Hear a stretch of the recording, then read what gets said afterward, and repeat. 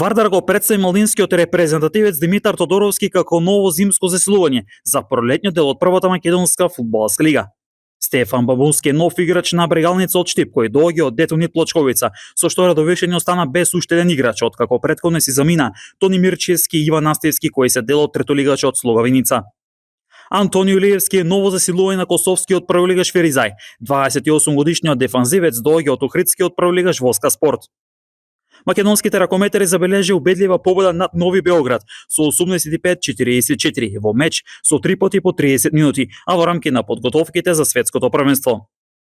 Фудболот во Дојран се сака. Младинската школа на фудбалскиот клуб Дојранско езеро, кој се надпреварува во третата македонска фудбалска лига Исток, има 65 дечиња кои имаат бесплатен превоз за тренинг, а дечињата не плаќаат чланарина.